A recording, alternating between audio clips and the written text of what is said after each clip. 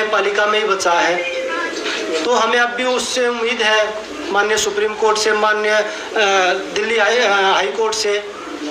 तो हमें लगता है कि हमें जो बहन बेटियों को जो न्याय की लड़ाई है, जो आने वाली जो हमारी पीढ़ी है ना, हमने जो लड़ाई लड़ी, मुझे लगता है कि आने वाली 1-2 पीढ़ियों को और लड़नी पड़ेगी। जितने हमने अपने दम में, जितना हमारे में दम था, हमने वो लड़ाई लड़ी है। लेकिन जो सरकार ने हमारे से वादा किया था ना, उस पर सरकार खड़ा नहीं हो पाई। बड़े दुख के साथ कहना पड़ रहा है आज कि हमारी बेटियों को न्याय, मुझे नहीं लगता कि 1-2 पीढ़ी के जो अब आने वाली पीढ़ी है, उनको भी लड़ाई लड़नी पड़ेगी, जब भी न्याय हो सकता है।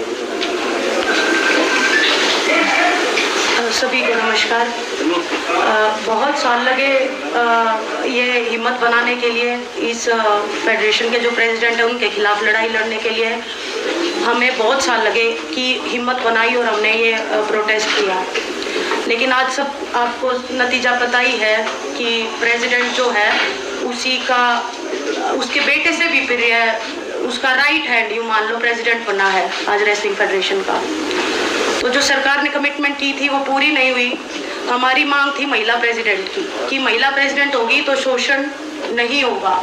लेकिन ना पहले महिला का कोई भागीदारी थी। आज आप पूरे इलेक्शन उसकी लिस्ट उठा के देख लो, एक भी महिला को कोई स्थान नहीं दिया गया। तो बस यही कहना चाहूँगी कि जो ये लड़ाई है, ये हमने तो अपनी पूरी हिम्मत करके लड़ी, लेकिन ये लड़ाई जारी ही रहेगी, क्योंकि आने वाली जो और फ्यूचर है, जो बेटे हैं, बेटियां हैं, जो रेसलर्स हैं नई जनरेशन के, उनको ये लड़ाई लड़नी पड़ेगी। और मैं ये कहना चाहूँगी कि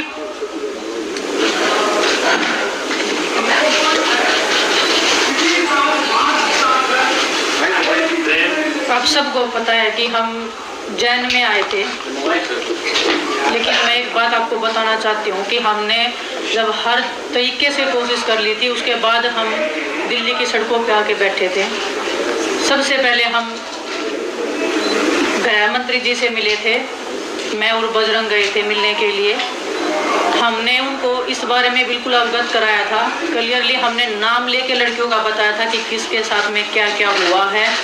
प्लीज़ आप इसको देखिए और प्लीज़ हमारी रेसलिंग को आप बचा लीजिए, क्योंकि अभी अंत हो रहा है। उन्होंने मैं बोला था कि 30-40 दिन का टाइम मुझे दीजिए, उसके बाद में मैं करता हूँ और आप निश्चिंत रहिए, हम ज़रूर इसमें कुछ करेंगे। 3-4 महीने वेट करने के बाद में हम जंतर मंतर पे आए थे, हमने लड़ाई लड़ी थी, जो आप सब देख रहे हो, पूरे देश को पता है। आज जो फेडरेशन का जो अध्यक्ष बना है संजय सिंह, स्टार्टिंग से वो लोग बोल रहे थे कि हम बनेंगे, हमें पता थी, उसकी पावर पता है, उसका पोजीशन पता है। लेकिन दुख होता है कि देश में ऐसे लोगों को स्थान मिल रहा है, पद मिल रहा है। ब्रजभूषण का राइट हैंड है, उसके बेटे से भी ज़्यादा खास है, उसको प्रेसिडेंट में आना मतलब आने वाली लड़कियों का जो भविष्य है उनको फिर से शोषण का शिकार होना पड़ेगा। और जो चीज़ें पर्दे के पीछे होती आई हैं वो खुले में होगा। और दुख होता हमें इस बात का कि हम इतनी लड़ाई लड़के भी हम कोई सुधार नहीं कर पाए हमारी रेसलिंग में। आने वाले बच्चों के भविष्य के लिए जो हम लड़ाई लड़ रहे थे उसमें हम कामयाब नहीं हो पाए। हमें नहीं पता हमारे देश में न्याय कैसे मिलता है। सड़क से लेके रेसलिंग मैट से लेके बंद कमरों से लेके हमने हर किसी को अपनी बात बताई है। ऐसा नहीं है कि हम सीधा सड़क के ऊपर आ गए। हमने हर तरीके से कोशिश की है। जो स्पोर्ट्स मिनिस्ट्री है हमने उनको क्लियरली बताया है कि ऐसे ऐसे हो रहा है, प्लीज आप कुछ करिए। पूरे देश को पता होते हुए भी ऐसे लोग जो शोषण कर रहे हैं, महिलाओं का करते आए हैं, उनको फिर से संवैधानिक पदों पे बिठाया जा रहा है, उनको स्पोर्ट्स में जगह दी जा रही है। जो एक महिला थी, हमें उम्मीद थी कि कोई महिला आएगी, आने वाली जो बच्चियां हैं वो एक संतुष्टि फील करेंगे कि एक महिला है, उनको भी एक हौसला मिलेगा कि हाँ कि हम अभी सेफ हैं। ना तो पहले रेसलिंग फेडरेशन में कोई भी एक लड़की थी, ना कोई भी आगे लड़की है। मैं हमारे आने वाले वाले रेसलर से कहना चाहती हूँ कि आने वाली 2 या 4 पीढ़ियां तैयार रही है शोषण के लिए। शायद आपको भी ये लड़ाई लड़नी पड़ेगी, हम जो ये लड़ाई लड़ रहे हैं। भगत सिंह जी ने जब देश के लिए फांसी लगाई थी, देश तभी आजाद नहीं हुआ था। काफी साल लग गए थे उनको अपने देश को आजाद होने में भी। हम उम्मीद बहुत कम है, फिर भी हम उम्मीद कर रहे हैं कि हमें न्याय मिलेगा।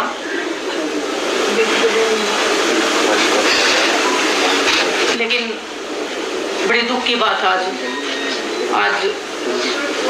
हमारे रेसलिंग का जो भविष्य है वो अंधकार में है। हमें नहीं पता कहाँ पे अरदास लगती है, किसके सामने जाके हम अपना दुख बताएं।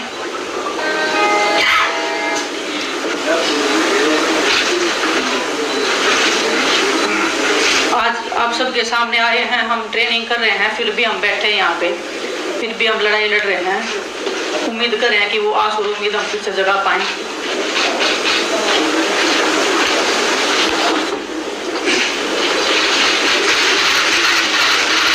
मैं आपको बताऊं, सरकार से ना तो हमारी पहले लड़ाई थी, ना हमारी आज लड़ाई। हम एक व्यक्तिगत आदमी के खिलाफ लड़ रहे थे जो बच्चियों का, लड़कियों का शोषण कर रहा था, बहन बेटियों का। उसने अपनी पावर से हर तरीके से, कभी उसको राजनीति मोड़ दिया, कभी जातिवाद का मोड़ दिया, कभी उसने हरियाणा यूपी का मोड़ दिया, क्योंकि उसके पास पावर है। और वो आप सबने देख ली, हमने भी देख ली। जो हमारे से जितने भी लोग जुड़ रहे हैं प्रोटेस्ट से, चाहे वो हमारे कोचेज हैं, चाहे वो हमारे खिलाड़ी हैं, चाहे उसमें हम हैं, किसी का भी अब आगे भविष्य सेफ नहीं है। किसी के साथ भी कोई भी घटना, चाहे वो कार एक्सीडेंट लगा लीजिए, चाहे वो कोई भी A to Z कैसे भी आरोप लगा लीजिए, वो लगने शुरू हो जाएंगे आगे। क्योंकि हम सब ने, पूरे देश ने उसकी पावर का, उसका जो तंत्र है, जो काम कर रहा है उसके पीछे, वो सब ने देख लिया है। जिस तरीके से वो लोगों में अपना भ्रम फैला रहे हैं, लोगों को तोड़ने की। जब 20 लड़कियां स्टार्टिंग में आई थी, उनमें उन्होंने 6 छोड़ी, उनके भी पीछे एक एक करके सबको तोड़ने लग रहे हैं। तो इससे बुरा दौर क्या होगा देश के लिए। और मुझे नहीं पता, वो न्याय की विनेश भी बोली थी, साक्षी बोली थी, कब मिलेगा ये लड़ाई। चलो हम लड़े, हम नहीं जीत पाए, लेकिन ये लड़ाई किसी न किसी को, जो आने वाली पीढ़ी उनमें, उनको भी किसी न किसी को लड़नी पड़ेगी। विनेश ने बताया, भगत सिंह को जब फांसी हुई थी तो उसके 20-25 साल बाद हमें आज़ादी मिली थी, लेकिन पता नहीं कुश्ती से आज़ादी हमें कब मिलेगी। अब हमारे रेसलिंग का कैरियर, हमें नहीं लगता कि आगे हम रेसलिंग कर पाएंगे या नहीं कर पाएंगे, क्योंकि जब उसी के लोग आ रहे हैं, वो जो बच्चे हैं जो उनके खिलाफ लड़ाई लड़ रहे थे, इतनी हिम्मत जुटा के वो आगे आए थे, इतने साल लगे उनको ये हिम्मत जुटाने में। जो हमारे देश की, जो गांव में, जो देहात में महिलाएं हैं, वो इस शोषण से गुजरती होंगी, तो वो भी तो देखती होंगी कि हम किसके सामने आवाज़ रखें।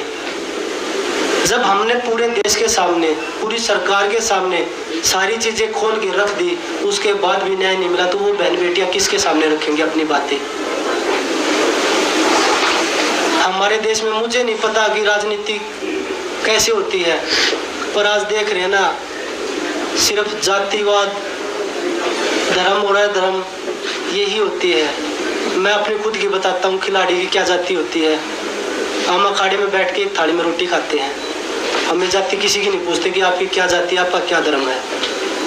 अगर मैं देखने लग जाऊं, जो मेरा पर्सनल ट्रेनर है वो मुस्लिम है, जो मेरा फिजियो है वो बनिया है, तो मैं तो ये ऐसे सोचूं कि भाई नहीं, हम तो किसी और को लेके आएंगे,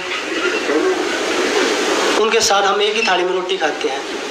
तो वो खिलाड़ियों को बता रहे हैं कि भाई जातिवाद है, ये पॉलिटिक्स कर रहे हैं। मैं आज पूरी मीडिया बैठी है देश की, अगर हम तीनों में से कोई भी किसी पार्टी के टच में हो या किसी पार्टी को ज्वाइन करना चाहता हो, कभी नहीं मिलेंगे हम आपको, किसी भी पार्टी के साथ नहीं मिलेंगे। हम राजनीति करने नहीं आए, हम अपनी बहन बेटियों की न्याय की लड़ाई लड़ने के लिए आए हैं यहाँ पे। तो वही बताया, जो आगे जो हमारे साथ जुड़े हैं जितने भी लोग हैं, बहन बेटियाँ हैं, उनके साथ किसी के साथ कुछ भी हो सकता है आगे भी।